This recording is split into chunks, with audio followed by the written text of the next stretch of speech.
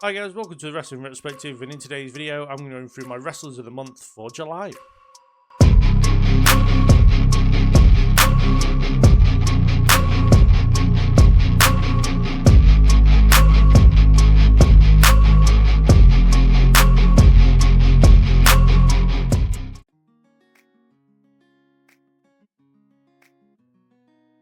At number 10, I have Io Sky, and at the moment, Io can't seem to not have a good match with most people. She had a very fun 8-woman tag team match on this past week on Raw.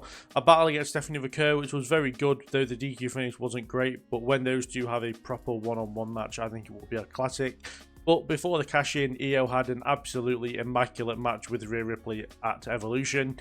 And the only reason she's really at number 10 is because she took the pin in that match and she did lose her title, which, you know, isn't great, which is what's put her down below on this one. But don't get me wrong, the match itself was fantastic. And yeah, for me, one of my favourite matches of this month, maybe even this year.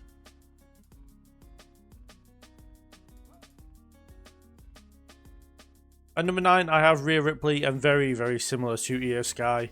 You know, she didn't take the pin to lose her title, which is why she gets one place higher. But the match at Evolution was absolutely brilliant. It's the very fun 8-woman tag on Raw this past week.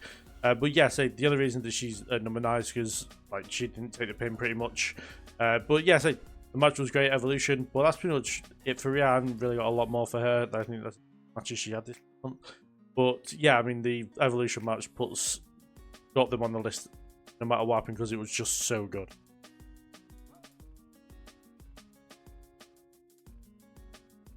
At number 8, I have Naomi, and can you spot the trend? But yeah, she won the Women's World Championship in a very unexpected cash-in this month. Personally, I don't understand the hype behind Naomi. I've said it multiple times on the channel, but I can't deny her place on this list. She's won a major championship. So yeah, that's why she got number 8.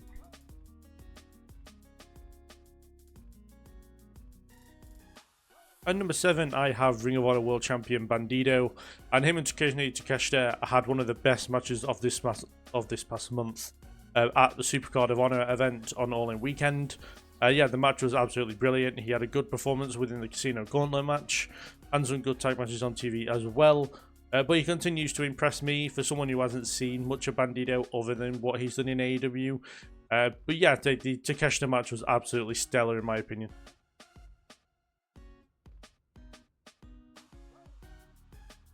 At number 6, I have JC Jane, and so much for the most beatable champion. She walked into this month still as NXT Women's Champion. She saw off the challenge of Jordan Grace at the Great American Bash. No, Evolution, sorry. Apologies. Then she went on to Slammiversary to become the new Knockouts Champion in TNA, defeating Masha Slamovich in what was a pretty decent match, to be fair.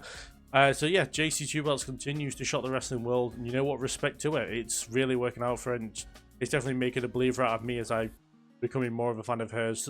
Like, the longer this goes, this whole championship run goes on.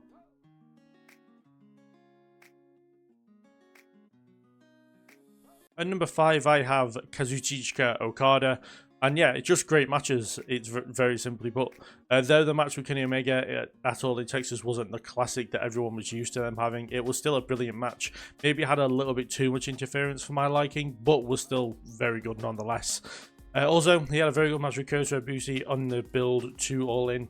And of course, he is the inaugural AEW Unified Champion and seemingly keeping the Continental and International Championships. So yeah, more than deserving to get onto this list. And yeah, just a very successful month for Okada, as well as having 2 very good matches.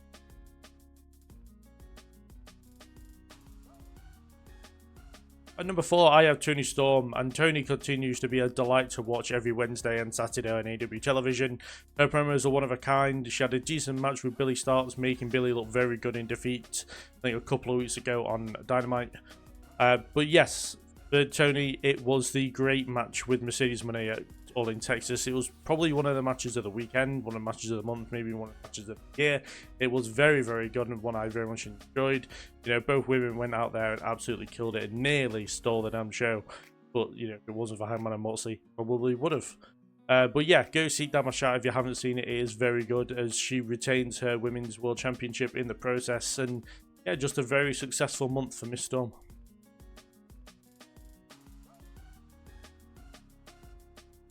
At number 3, I have Jon Moxley, and Mox has had quite the month. Firstly, he had some pretty fine multi-man tag team matches on Dynamite before and after All in Texas. But speaking of, while that Texas Death match was an absolute masterpiece in my opinion, and though he's not the most likable thing in AEW right now, he took an absolute beating from Hangman from the fork spot, you know which one I'm talking about, to the bed of nails, to being hung with a chain once again by the Hangman, of course. But yeah, Moxley, though he's been losing a lot this past month, you know, he's earned absolute respect in my opinion. Well, more than he had before. Moxley's like one of my favourites. But yeah, so you can't deny him just after having some absolutely fantastic matches with Hangman, with him also being unsuccessful this past week on Dynamite, retain to get back the AEW World Championship. But yeah, so Moxley's had a, though say not a successful month, he's really shown how far he's willing to go to like have great matches for the AEW World Championship.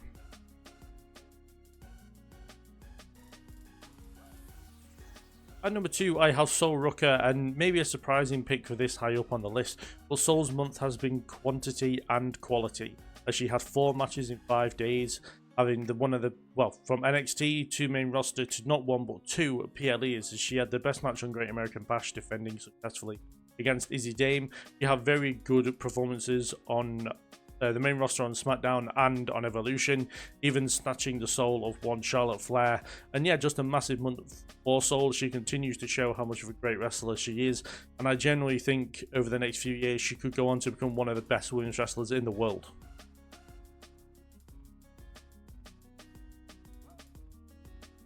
And at number 1, I have Hangman Adam Page, and was it really going to be anybody else?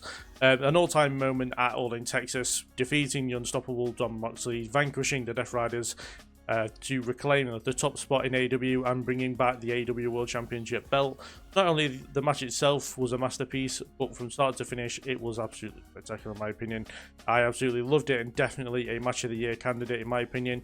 As well as that, this week on Dynamite, he successfully defended the AEW World Championship once again against Jon Moxley. It was a decent match, but it was never going to be as good as the All in Texas match. So yeah, for me, Hangman had one of the biggest moments in AEW history, getting back that championship. So yeah, there was no way he wasn't going to get number 1 for the match this month. So those are my picks for wrestlers of the month for July. Do put down in the comments below who you would have in there that I haven't put in, anybody you were surprised about, or did anybody agree or disagree with, or have a good discussion about it in the comments below. And yeah, do look out on the channel. There is a WWE Unreal kind of video giving my thoughts about it tomorrow. I noticed it might be today, but it's as well as reviews for SummerSlam's night 1 and 2 on for night 1 and 2 on Sunday and Monday, as well as coverage of weekend.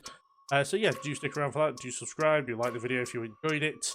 Yeah, thank you very much for watching, and I'll see you later.